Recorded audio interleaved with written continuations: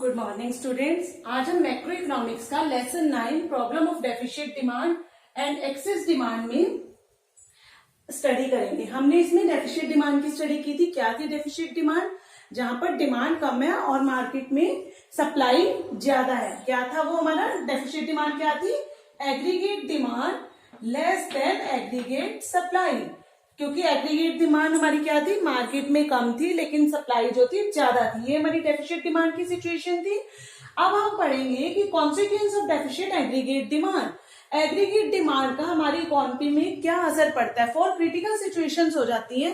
कई बार क्या होता है कि एग्रीगेट डिमांड में जब कमी आ जाती है तो उसका इकोनॉमी में क्या असर पड़ता है।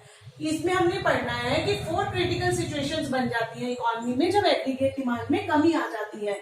First situation is under employment equilibrium. पहली सिचुएशन क्या है कि अंडर एम्प्लॉयमेंट इक्विलिब्रियम हो जाता है। हमने इसमें स्टडी किया था एग्रीगेट डिमांड में डायग्राम के थ्रू कि ओ एक्स एक्सिस पे हमने क्या लिया था? इनकम। इनकम को हम किससे डिनोट करते हैं? वाई से। ओ वाई एक्सिस पे हमने क्या लिया था? Aggregate demand. एग्रीगेट डिमांड को हम किससे डिनोट करते हैं? एडी से। ठीक है। और ओ वाई क्या था? 45 डिग्री के एंगल पे बनी हुई income equal to aggregate supply. और ये क्या है? हमारी जो सेकेंड लाइन एडीपी प्लान जो एक्सपेंडिचर है। एग्रीगेट डिमांड हमारी क्या है? जो प्लान की गई है। और ये क्या है? एडीएस जो फुल एम्प्लॉयमेंट के लेवल पे होगी। और अब इन दोनों के बीच में हमने क्या पढ़ा था? ई और एफ क्या है? ई और एफ हमारा क्या था? डेफिशिएंट डिमांड थी कि डिमांड में इतनी कमी है। ठीक है। अब ये कैसे थी कि हमारी प्लान कितनी है? एफ पॉइंट तक थी और जबकि हमारी डिमांड कितनी हो रही है? ई पॉइंट पे। तो ई और एफ क्या होगी? डिमांड में कमी। ठीक है। अब हमने इसमें स्टडी करना है under employment equilibrium. Under employment equilibrium क्या होता है?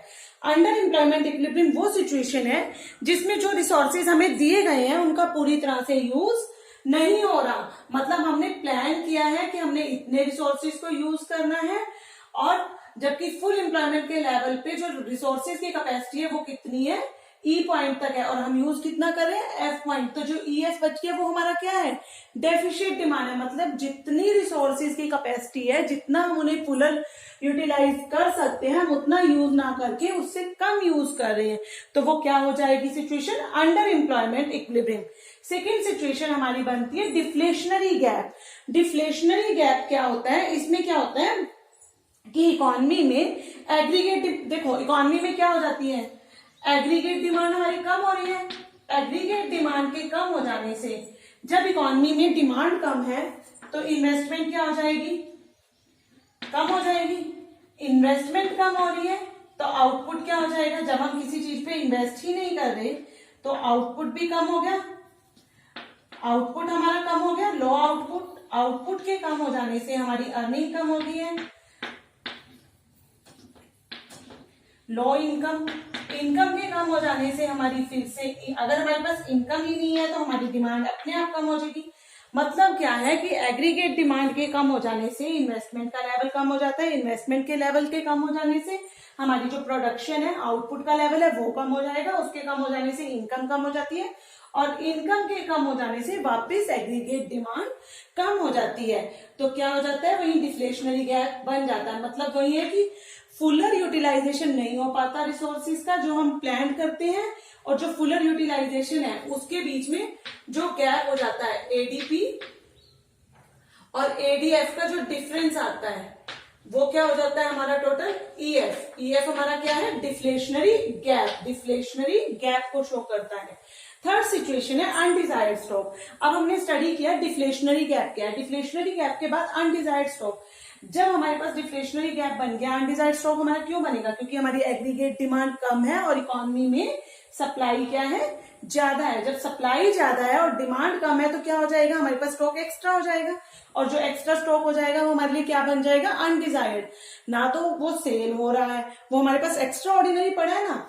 तो जब हमारे पास अनडिजायर्ड स्टॉक की सिचुएशन आ गई तो उससे क्या हो जाएगा? अनडिजायर्ड स्टॉक है मतलब कि डिमांड कम है, सप्लाई ज्यादा है। सॉरी, हाँ, डिमांड कम है और सप्लाई ज्यादा है तो हमारे पास स्टॉक एकदम ज्यादा होता जा रहा है और बढ़ता जा रहा है और एक्स्ट्रा ऑर्डिनरी स्टॉक पड़ा है। तो जो प्रोड्यूसर है, जो प्रोडक्शन कर रहा है, प्रोड्यूसर प्रोडक्शन क्यों करता है? प्रॉफिट अर्न करने के लिए। जब उसका स्टॉक ही नहीं बिक रहा तो उसको प्रॉफिट होगा या लॉस होगा? Loss of profit. उसके प्रॉफिट में क्या हो जाएगी? लगातार कमी आती जाएगी। मतलब यह है कि अगर हमारी इकोनॉमी में एग्रीगेट डिमांड जो है वो एग्रीगेट डिमांड हमारी कम हो रही है तो इकोनॉमी में 4 क्रिटिकल सिचुएशंस बन जाती है। कौन कौन सी? अंडर एम्प्लॉयमेंट इक्विलिब्रियम, जो इक्विलिब्रियम है जो वो कहां पे होना चाहिए था? फुलर यूटिलाइजेशन होना चाहिए रिसोर्सेज का, वो फुलर यूटिलाइजेशन नहीं हो पाता तो इक्विलिब्रियम कहां हो जाता है? अंडर एम्प्लॉयमेंट के लेवल पे। डिफ्लेशनरी गैप, मतलब रिसोर्सेज का जितना यूज होना चाहिए था जब उससे कम लेवल पे यूज होता है तो उन दोनों के बीच में जो डिफरेंस होता है प्लान्ड और फुल एम्प्लॉयमेंट के बीच में जो डिफरेंस होता है उसे हम क्या कहते हैं? Deflationary gap.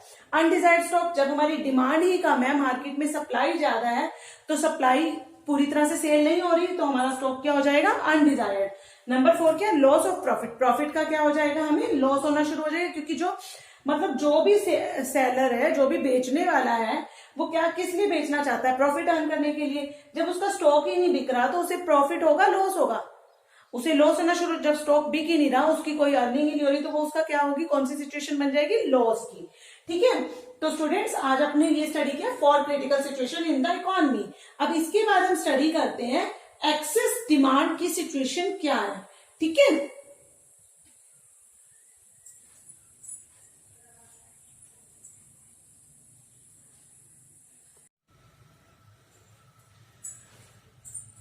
अब हम स्टडी करते हैं what is excess demand. Excess demand क्या है? जैसे हमने डेफिसिट डिमांड में पढ़ा था कि डेफिसिट डिमांड में क्या सिचुएशन थी हमारी कि एग्रीगेट डिमांड जो थी वो कम थी और एग्रीगेट सप्लाई ज्यादा थी। ये हमारी कौन सी सिचुएशन थी? डेफिशिएंट डिमांड की। ठीक है, और एक्सेस डिमांड की सिचुएशन हमारी क्या है? उसमें क्या हो जाएगा? उलट हो जाएगा। हमारी एग्रीगेट डिमांड जो है वो बढ़ जाएगी और एग्रीगेट सप्लाई क्या हो जाएगी? कम हो जाएगी। मार्केट में डिमांड ज्यादा होगी लेकिन सप्लाई क्या होगी? उसके अकॉर्डिंग कम होगी। और क्या होगा?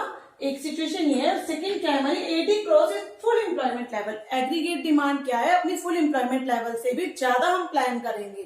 ठीक है, अब क्या है? अब इसे हम एक डायग्राम के थ्रू देखते हैं। हमने ओ एक्स एक्सिस पे ली इनकम, ओ एक्स एक्सिस पे हम क्या शो कर रहे हैं? इनकम, और ओ वाई एक्सिस पे हम क्या शो कर रहे हैं? Aggregate demand. अब हमें पता है कि 45 डिग्री के एंगल पे हम क्या लेते हैं? Income equal to aggregate supply. और ये क्या है? पहले हमारी क्या थी? नीचे वाली जो लाइन थी वो क्या थी? प्लान्ड की होती थी। अब नीचे वाली हमारी क्या है? फुलर यूटिलाइजेशन की, और ऊपर वाली हमारी क्या है? प्लान्ड एग्रीगेट डिमांड है। अब ये जो एग्रीगेट डिमांड फुलर यूटिलाइजेशन की है, मतलब क्या है कि इतने पे जो है, जितने भी रिसोर्सेज हैं एडीएफ के, इनका पूरी तरह से यूज हो रहा है, लेकिन जो हमारी कैपेसिटी है, जो हमने प्लान की है, कैपेसिटी हमारी इतनी है, यहाँ पे पूरा यूज हो रहा है, लेकिन जो हमने प्लान किया है वो इससे ज्यादा है। एट फुल एम्प्लॉयमेंट लेवल और प्लान लेवल के बीच में जो डिफरेंस पाया जाता है, ये वाला ई और एफ पॉइंट का, ये क्या बन जाएगा हमारा? Excess demand. क्या बन जाएगी हमारी? Excess demand. हम जब डेफिशिएंट डिमांड करते थे वो हम यहाँ पे शो करते थे ना, और एक्सेस डिमांड किधर है? बैकवर्ड साइड पे। ठीक है, अब वो कहता है एक्सेस डिमांड के कुछ कारण है, क्यों इकोनॉमी में एक्सेस डिमांड पाई जाती है। देखो, जब हमारी इकोनॉमी में हम पॉपुलेशन जैसे जैसे लगातार इंक्रीज करती जा रही है तो डिमांड बढ़ती है। तो ये कहता है एक्सेस डिमांड के कारण क्या है? Increase in private consumption expenditure. हमने उसमें क्या स्टडी किया था? डेफिशिएंट डिमांड में decrease in private consumption expenditure. अब उसमें कमी हो रही थी प्राइवेट कंजम्पशन एक्सपेंडिचर में, इसमें क्या हो रही है? लगातार प्राइवेट कंजम्पशन एक्सपेंडिचर बढ़ रहा है। लोगों की मार्जिनल प्रोस्पेरिटी टू कंज्यूम लगातार इंक्रीज करती जा रही है। इंक्रीज इन इन्वेस्टमेंट एक्सपेंडिचर, इसमें क्या है? इंक्रीज करेगा इन्वेस्टमेंट एक्सपेंडिचर। देखो, क्योंकि डिमांड ज्यादा है और इकोनॉमी में सप्लाई कम है। डिमांड ज्यादा है, लोग ज्यादा चीजों की डिमांड कर रहे हैं, तो क्या करेगा जो भी प्रोड्यूसर है वो उस चीज की सप्लाई ज्यादा करने के लिए क्या करेगा? अगर उस फील्ड में इन्वेस्टमेंट ज्यादा होगी तो उस प्रोड्यूसर उस फील्ड में सप्लाई भी ज्यादा करने की कोशिश करेगा। अब यहाँ क्या है? इंक्रीज इन इन्वेस्टमेंट एक्सपेंडिचर, लगातार इन्वेस्टमेंट एक्सपेंडिचर बढ़ेगा। क्यों बढ़ता है इन्वेस्टमेंट एक्सपेंडिचर? क्योंकि ओपन इकोनॉमी है। इसमें क्या होगा? ओपन इकोनॉमी में हमने क्या क्या पढ़ा था? कौन कौन से सेक्टर थे? Household, production, government sector plus x minus m, export minus import. अब ये क्या है? इंक्रीज इन गवर्नमेंट एक्सपेंडिचर, देखो गवर्नमेंट लोगों के वेलफेयर के लिए लोगों से कुछ वादे करती है।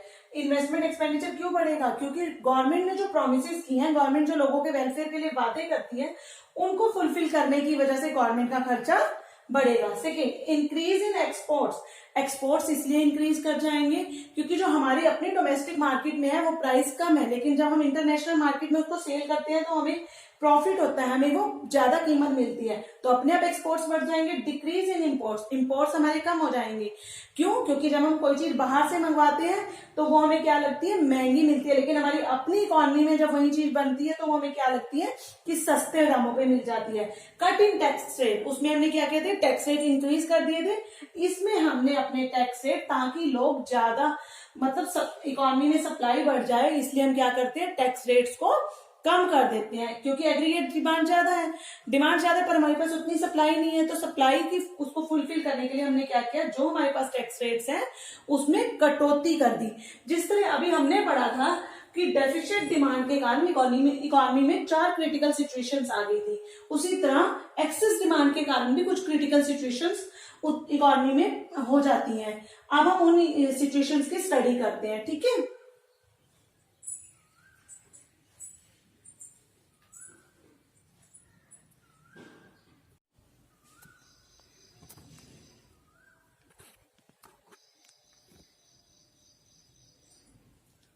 अब हम स्टडी करते हैं students 3 critical situation in the economy.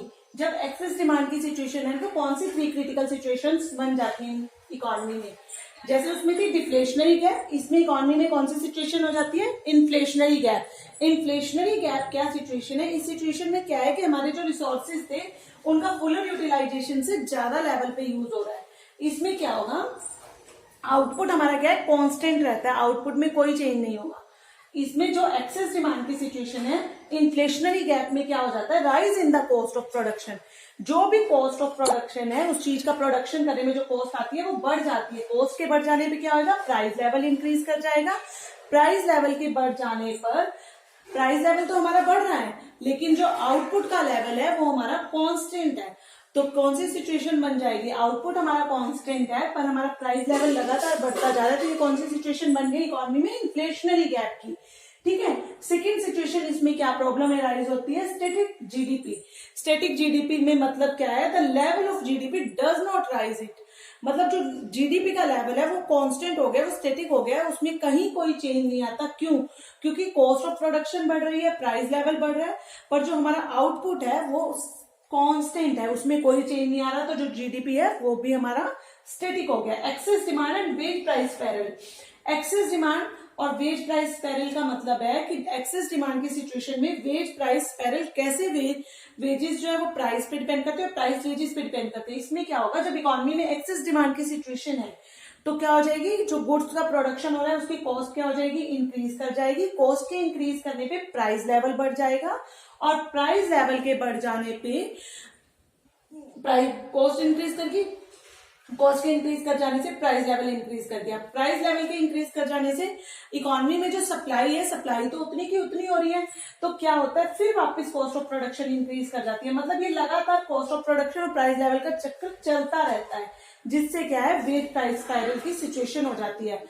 Number 4, loss of profit. Loss of profit क्या सिचुएशन है, जिस तरह से डेफिशिएट डिमांड में हमें प्रॉफिट का लॉस हो रहा था, उसी तरह एक्सेस डिमांड में भी प्रॉफिट्स का लॉस होगा। क्यों? क्योंकि इकोनॉमी में डिमांड ज्यादा है पर सप्लायर नहीं कर पा रहा, तो जब वो सप्लाई ही नहीं कर पा रहा तो उसे क्या होगा, प्रॉफिट तो नहीं होंगे, प्रॉफिट की बजाय उसे क्या हो जाएगा, लॉस की सिचुएशन बन जाएगी। तो स्टूडेंट्स, आज हमने स्टडी किया what is excess demand. Excess demand economy में, एक्सेस डिमांड के कारण कौन कौन सी क्रिटिकल सिचुएशंस बनती है। बेसिकली ये 3 क्रिटिकल सिचुएशंस एक्सेस डिमांड के कारण बनती है। और ये जो 4th सिचुएशन है, लॉस ऑफ प्रॉफिट, ये इसलिए है कि जब भी एक्सेस डिमांड या डेफिशिएट डिमांड की सिचुएशन होती है, जो भी प्रोड्यूसर है, जब अगर एक्सेस डिमांड की सिचुएशन है तो उससे सप्लाई नहीं हो पा रही, तब भी वो लॉस की सिचुएशन में है। और अगर एक्सेस मतलब डेफिशिएट डिमांड की सिचुएशन है तब भी वो लॉस की सिचुएशन में है। क्यों? क्योंकि सप्लाई ज्यादा है पर डिमांड नहीं है। ठीक है। तो स्टूडेंट्स, आज हमने स्टडी किया what is excess demand, excess demand किन किन कारणों से होती है इकोनॉमी में, क्या कॉजेज है, और एक्सेस डिमांड के कारण कौन सी क्रिटिकल सिचुएशन होती है इकोनॉमी में, ठीक है। तो स्टूडेंट्स कल हम स्टडी करेंगे इन सिचुएशंस को रिमूव करने के लिए हम क्या स्टेप उठाते हैं, ठीक है। ओके, आई होप आपको क्लियर होगा। Thank you.